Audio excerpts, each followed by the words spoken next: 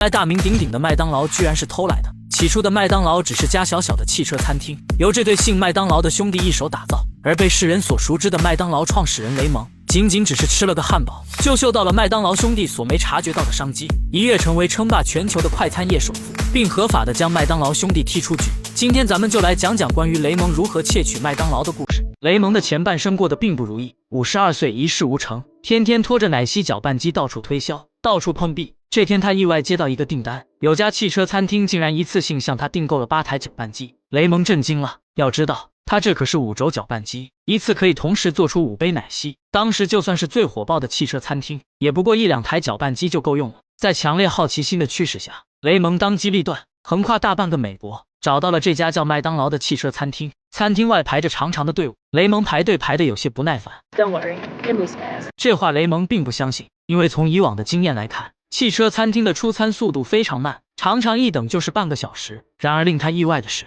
今天的队确实排得超级快，没一会儿就排到了自己。更意外的是，雷蒙刚付完钱，服务员转身就把他的餐送到了跟前。雷蒙惊得呆若木鸡，这逆天的出餐速度让他对汉堡的口感产生了质疑。然而看到对面美女一脸享受的模样，他也狠狠地咬了一口。这时旁边的清洁工问他味道怎么样，这是我此生吃过最好的汉堡，谢谢，我是这的老板麦克。雷蒙赶紧掏出名片，介绍自己是搅拌机供应商，并惊讶地赞叹道：你们是怎么把店铺运营的这么好的？麦克很大方地邀请雷蒙去店里参观。不同于传统厨房，这里简直就是一个流水线工厂，每一道工序都有专人负责，定点定量，精准的操作工序，使得一个热气腾腾的汉堡从制作到完成只需要短短的30秒。雷蒙惊呆了，当即提出要请兄弟俩共进晚餐。 I want to hear your story.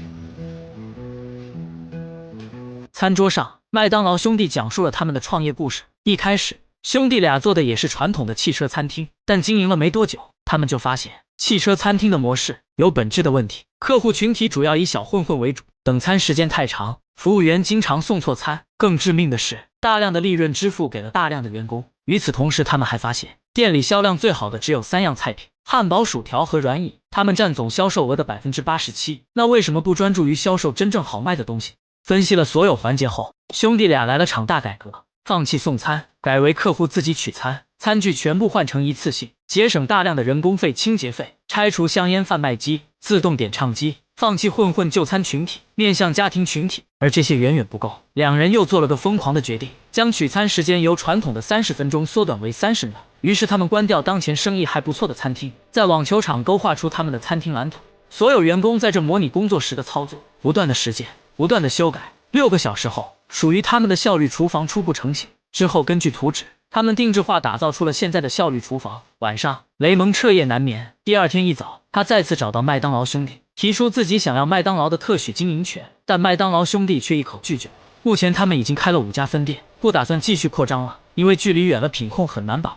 肮脏的厨房，私自篡改的菜单，只会毁了麦当劳的品牌。他们坚持认为，拥有一家好店胜过50家烂店。就在这时，雷蒙注意到墙上有张造型奇特的麦当劳店铺照片，问兄弟俩要到地址后，雷蒙连夜驱车前往。站在金拱门的麦当劳前面，雷蒙痴迷又震撼，心中默默下定决心，自己一定要拥有麦当劳。回到家后，他激动地将此事告诉了妻子，然而妻子却直接泼了他一盆冷水：你都折腾半辈子了，始终一事无成，这都50好几的人了，停下来享受享受生活不好吗？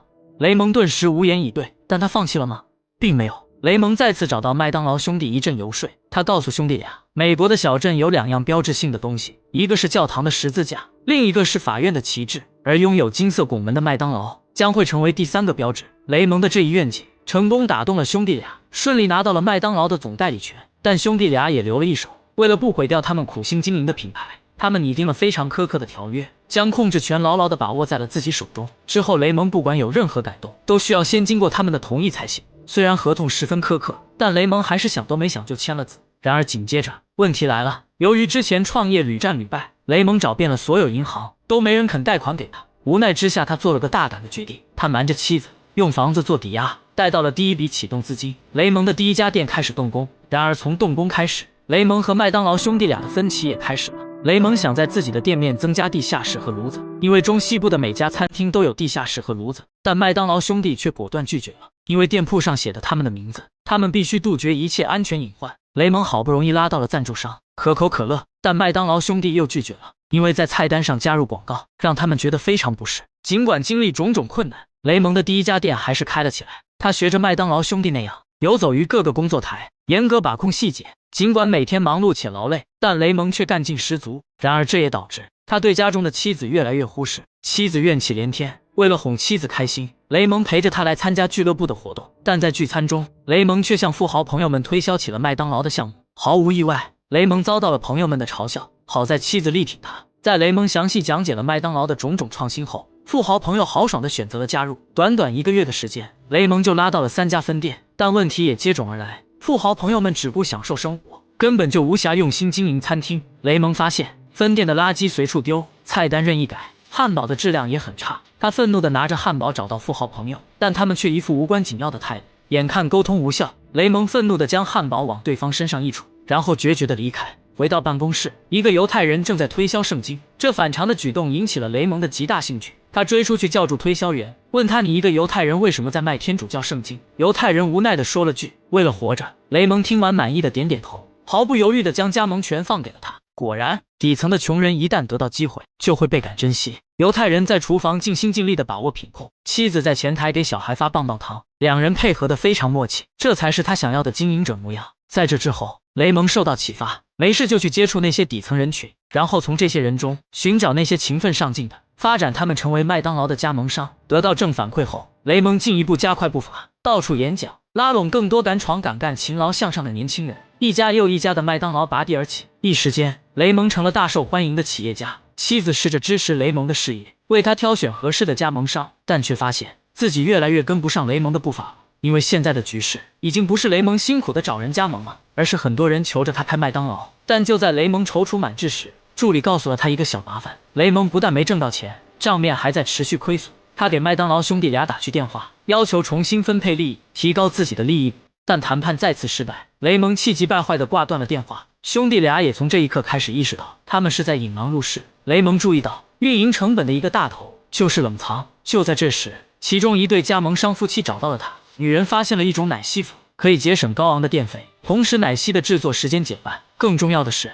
成本非常低，而口感的话却和奶昔差不多。雷蒙兴奋地将这一发现告诉麦克兄弟俩，但商人追求利益，而匠人追求品质。雷蒙的提议再次遭到拒绝，不得已，雷蒙只得再次向银行提出贷款。雷蒙滔滔不绝地跟柜员讲述自己的企业正在爆炸性增长，但雷蒙并不拥有加盟店的商业资产，银行再次拒绝了他。然而他与柜员的谈话却引起了旁边一个年轻人的注意。当雷蒙走出银行门时，那人跟着追了出来，他叫哈利，是一个财务顾问。他告诉雷蒙：“我每周去2次你的店，总有梦幻般的人群。如果这样你都没赚到钱的话，一定是商业模式出了大问题。”两人来到雷蒙的公司，看过雷蒙所有的账本后，哈利又询问了雷蒙的商业模式。现在的运营模式是，加盟商负责选址经营，雷蒙负责培训设备运营方法，并且还要提供前期的建设贷款，而收益只是从1毛5的汉堡中获取1.4%的利润。哈利一听，瞬间意识到了问题所在。You're not in the burger business. You're in the real estate business. 哈利告诉雷蒙，你应该做的是买大量的土地，之后转手租给那些加盟者，这会给你带来2个好处。第一是稳定的前期收入流，在没有制作出第一个汉堡时，你就有租金收入了。第二，更大的资本扩张，房产可以提供抵押贷款，贷的款可以继续买地，刺激扩张，如此循环往复，资产规模就会越做越大。更重要的是，这样你就牢牢控制了经营者，不能质量达标的，可以立即停止租赁。最重要的是，加盟商和银行都牢牢控制在了你的手中，就可以直接架空麦克和迪克2兄弟。雷蒙恍然大悟，在哈利的帮助下，雷蒙转头就开了家房产公司，在四处买地的同时，也将麦当劳开遍了全国。随后，一张土地的租赁合约送到了麦当劳兄弟那，雷蒙连他们店铺的土地也买下了，他成了兄弟俩店铺的房东。这意味着他已经掌握了兄弟俩店铺的生杀大权。兄弟俩对雷蒙的地产公司提出异议，可雷蒙却说，这是我的另一家独立运营的公司，跟麦当劳没有关系，你们管不着。没有后顾之忧，加盟商琼提出的奶昔计划立即在全国进行开展。麦当劳兄弟打来电话质问，雷蒙只有一句话：如果你们不想赚钱，那请不要阻止我们赚钱。 Who did you send them to? Everyone but you. 之后的日子里，雷蒙和妻子的交流越来越少，却和加盟商琼联系的越来越紧密。又一次毫无交流的晚餐时，雷蒙直接跟妻子提出了离婚。雷蒙将房子、车子、保险全部留给了妻子，但唯独麦当劳公司的股份，他是宁死都不愿给一分。当律师提到他与麦当劳兄弟俩的合同时， Make it go away. And I don't care what it takes. 随后一箱奶昔粉寄给了麦当劳兄弟俩，附带了一封信件。兄弟俩注意到信件上方印的是麦当劳的名字和商标，两人立即打电话纠正，麦当劳不是你的公司，我们有合约的。然而雷蒙却嚣张地说，随便你去告我，但你无法承担诉讼我的费用，我会把你埋在法庭的费用中。麦克气得当场晕厥。雷蒙来到医院探望，并附上一张空白支票，他要买断麦当劳的经营权。兄弟俩知道胳膊拧不过大腿，最终要价270万以及麦当劳未来利润的1%。雷蒙答应了，但在签合同时却把未来1%的利润改到了合同之外。兄弟俩到死都没见到这1%的利润。在厕所里，迪克与雷蒙偶遇，他问了雷蒙一个想了很久都不明白的问题：当时我们带你参观了厨房，毫无保留地给你讲了我们的全部秘诀，你为什么不另起炉灶呢？雷蒙说，那样我会失败的，我绝对不是唯一参观过厨房的人，你一定也邀请过其他人到厨房，他们有谁成功了吗？一个人都没有。既然从没有人做到，那以后也不会有人做到，因为他们都缺少一个东西，那就是麦当劳这个名字。故事的最后，麦当劳兄弟忍痛摘掉了一手创建的麦当劳这个品牌，而雷蒙则名利双收，成了麦当劳的合法创始人，还有个新的漂亮妻子琼。这就是麦当劳的诞生史。抛开道德层面不讲，雷蒙这大器晚成的一生也是相当励志。一个52岁的老头，用实际行动向我们证明了，梦想无关年龄，只需勇敢追逐，实现梦想永远都不晚。